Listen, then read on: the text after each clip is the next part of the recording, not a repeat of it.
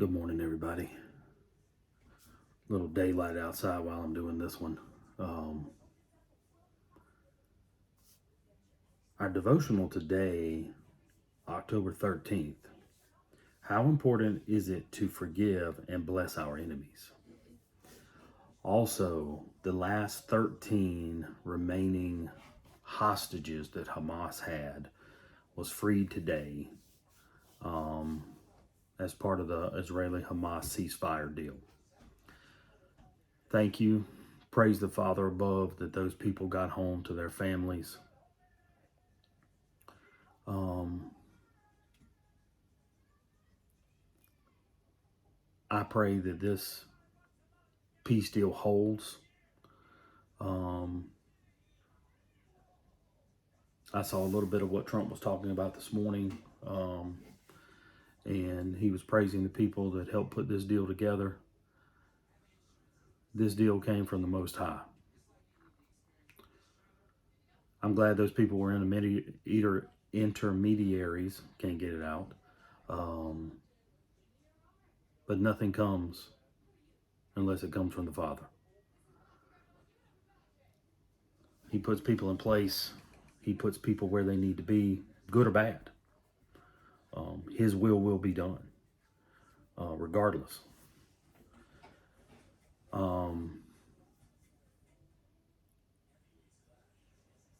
So, thank you for those people got released. Very happy with that. I hope this holds. I don't know what they're going to do with the Gaza Strip or with the remaining people that live in Gaza. I haven't heard anything about that. I know they still want to turn that place into hotels and strip malls and whatever else they want to do. I don't know if they want to put a strip mall in there or not, but just whatever. But the people that live there, the ones that are, the Israelis look at it as everybody's involved, which I understand their reasoning behind that. And we should pray for the peace of Israel and Jerusalem. We should pray that they come back to their first love.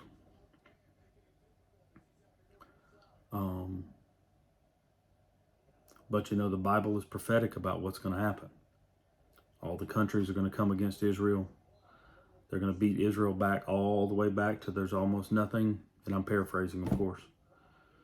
And then God's going to step in and save them. That has not happened yet. It will happen. Make no mistake about it. That will happen. Because God's word said it will. But let's talk about the present day and right now. And we always look at these as what's going to happen. I do believe we are on the road to the end times.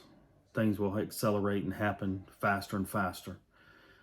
But it's important to forgive, move forward, and whoever is in your life and whoever's doing something that whatever. I mean, a lot of Jesus's message is forgiveness. Forgive us our debts, and forgive our debtors. Can't talk this morning. But let's see what our daily devotional is before we get into our Bible study for a few minutes. Paul writes, "Give place to wrath," Romans 12:19. He is saying, put up with the wrong, lay it down, and move on.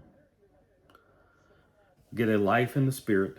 If we refuse to forgive the hurts done to us, however, we face these consequences. We will become guiltier than the person who did us wrong or inflicted our wound. Now, is he talking about defending yourself? No, he's not. God's mercy and grace towards us will be shut off. Then, all things go to wrong in your lives. We will not understand them because we will be in confusion from our disobedience. Our persecutors' vexations against us will continue to rob us of peace. He will become the victor, succeeding in giving us a permanent wound, because Satan succeeds in driving us to thoughts of revenge. he will be able to lead us into deadlier sins. We will end up committing transgressions far worse than these. I don't remember who said it.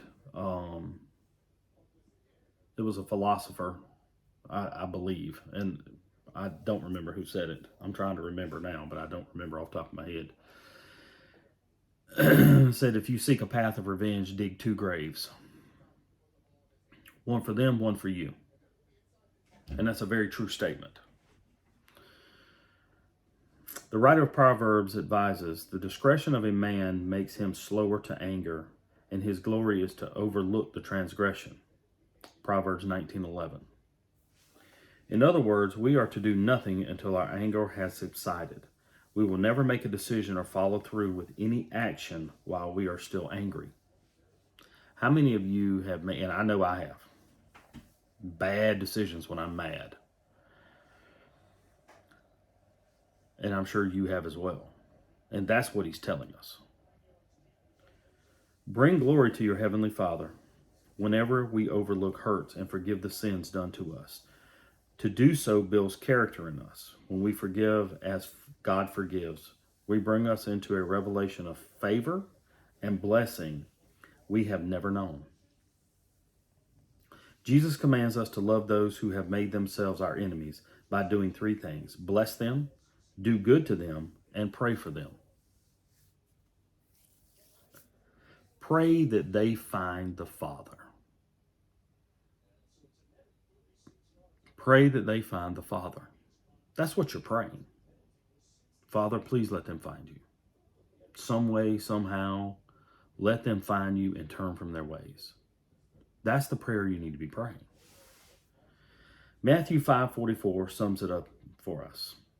Love your enemies, bless those who curse you, do good to those who hate you, and pray for those who spitefully use you and persecute you.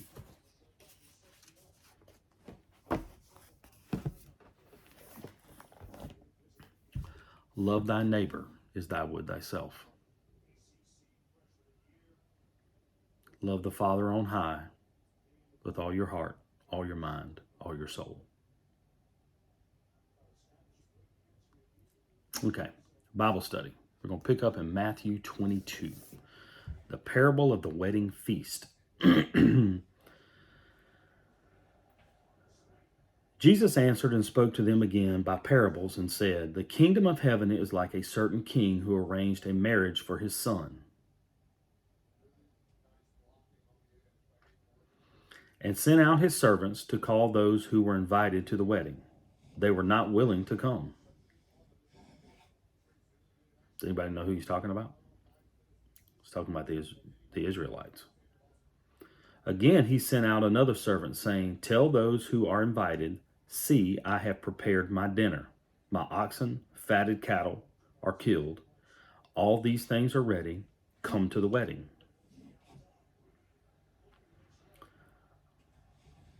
But they made light of it and went their ways. One is to his own farm, another to his business. The rest seized the servants, threatened them spitefully, and killed them. But when the king heard about it, he was furious.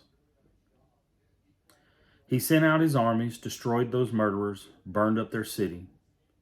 Then he said to his servants, the wedding is ready, but those who are invited are not worthy. Therefore go into highways, as many as you find, invite them to the wedding. So those servants went out into the highways, gathered together all they found, both good and bad. And the wedding hall was filled with guests. But when the king came in to see the guests, he saw a man there who did not have a wedding garment. So he said to him, friend, how did you come in here without a wedding garment?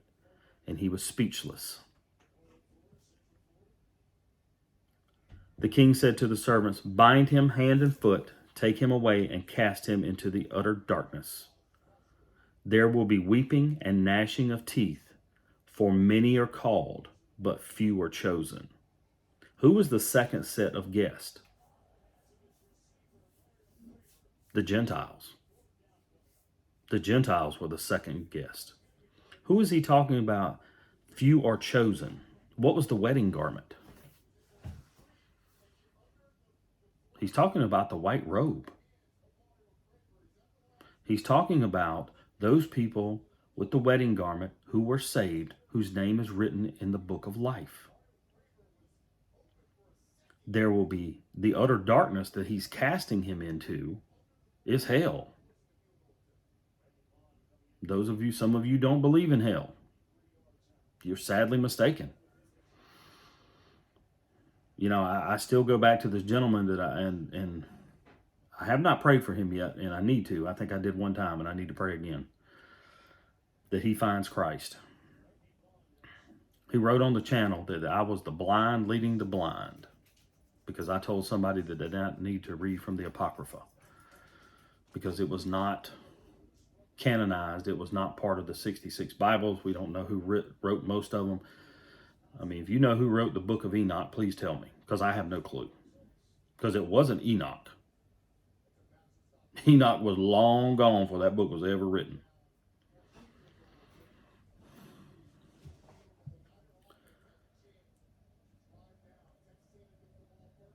There will be weeping and gnashing of teeth for many, but few are chosen. Many are called. Everybody is called. But few are chosen. Few are found worthy. Few, small number, itty bitty.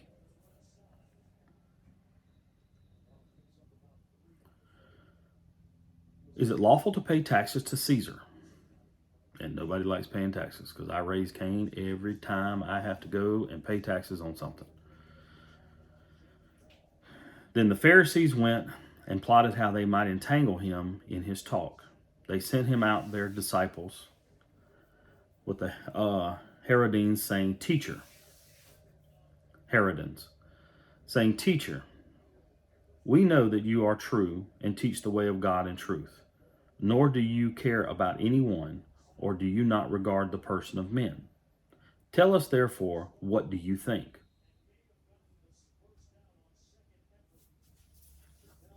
And what he was saying is he didn't care what men said. He was there for God's message. Is it lawful to pay taxes to Caesar or not? But Jesus perceived their wickedness and said, Why do you test me, you hypocrites? Show me the tax money. So they brought him a denarius. And he said to them, Whose image or inscription is on this? They said to him, Caesar. He said to them, Render to Caesar the things that are Caesar's, and to God the things that are God's. When he had heard these words, they marveled and left him and went their way. The Sadducees, about the resurrection. The same day, the Sadducees, who said there is no resurrection. Now remember, the Sadducees didn't believe in a resurrection. The Pharisees did, but the Sadducees did not.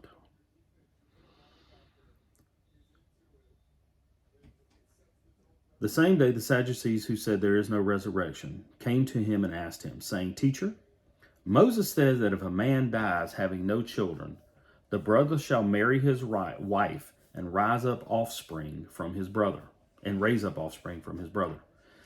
Now there, with us 7 brothers, the first died after he married, having no offspring, left his wife to his brother.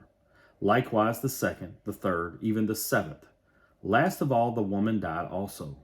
Therefore, in the resurrection, whose wife of the 7 will she be? For they all had her. Now remember, that was a custom that if a man died, he had brothers, that the wife would marry the next brother. Jesus answered and said to them, You are mistaken, not knowing the scriptures nor the power of God. For in the resurrection they neither marry nor are given into marriage, but are like angels of God in heaven. But concerning the resurrection of the dead, you have not read what was spoken to you by God, saying, I am the God of Abraham, the God of Isaac, and the God of Jacob. God is not the God of the dead, but of the living. And when the multitudes heard this, they were astonished at his teaching. So are you going to be married in heaven? No. No one's married in heaven. He just said it right there. I hear people say this all the time. Well, they found peace. They're together again in heaven, or talking about a man and a wife and all that. And that sounds great to us, that they would live in eternity together. But they will not be married. They may know each other and know they were married in the first life. I don't know. Nobody knows the answer to that question because God doesn't tell us. I assume you would know. I don't know. You may know, hey, I was married to that person when I was in my first life. I don't know. Nobody does. God doesn't tell us. He just says you will be like the angels and you will not take into marriage. But when the Pharisees heard that he had silenced the Sadducees, they gathered together. This one of them, a lawyer, asked him a question, testing him and saying, Teacher, which is the greatest commandment in the law? Jesus said to him, You shall love the Lord your God with all your heart, with all your soul, and all your mind. This is the first and great commandment. The second is like it. You shall love your neighbor as yourself. One of those two commandments hang all the law and the prophets. Hang all the law and the prophets.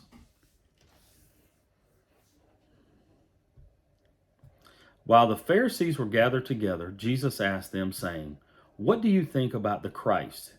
Whose son is he? Then he said, The son of David.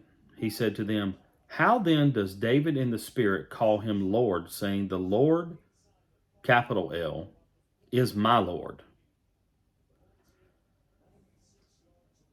Sit at my right hand till I make your enemies your footstool. If David then calls him Lord, how is he his son? And no one was able to answer a word. Nor from that day on did anyone dare question him anymore.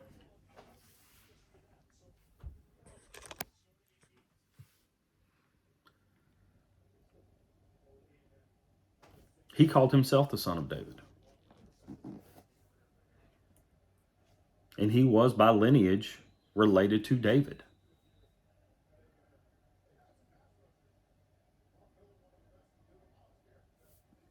But David also knew that he was the Lord. He was the Christ. He was the Son of God. So his Lord was his Lord.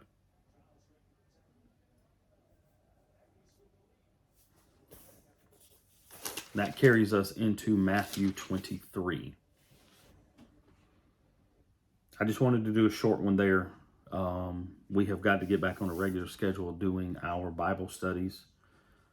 I felt led to do that. I have felt led for the last 3 or 4 days, and I have not done it. Lord, please forgive me. I want to say that our channel is very small.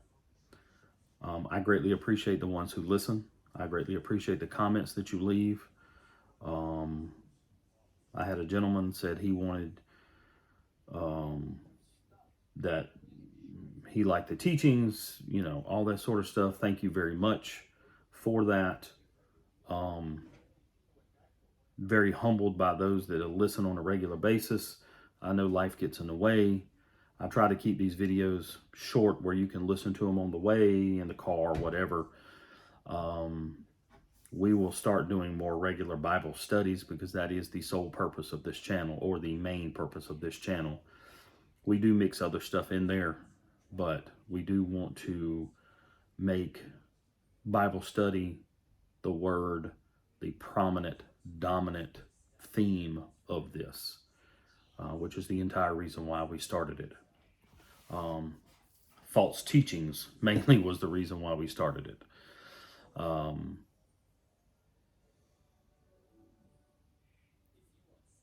And they are everywhere. Be very, very careful of listening to somebody if they are not giving you chapter and verse. And if they give you a verse, read 4 or 5 verses for it and 4 or 5 verses after it to read it in context. There's been a lot of stuff made up around one verse. But if you read it in context, you're like, okay, that's not exactly what that said. So be very careful of that. We will pick it back up on chapter 23 in a couple of days. Give you a little bit more news. That was the news I wanted to hit because it fit right into what our daily devotional was. Pray for those families. Pray for those that they will have a speedy recovery, that God will give them strength, that they will find the Lord if they don't already know him. And if they do know him, pray for them that they will find the strength to move forward in their lives and glorify him. That it was him that set them free, not man. It was him that set them free. Y'all have a great day. Keep your head on a swivel. Go prep something today. Prep some food. Put some food away, extra can of food, whatever you need to do. Prep something today. Talk to you later.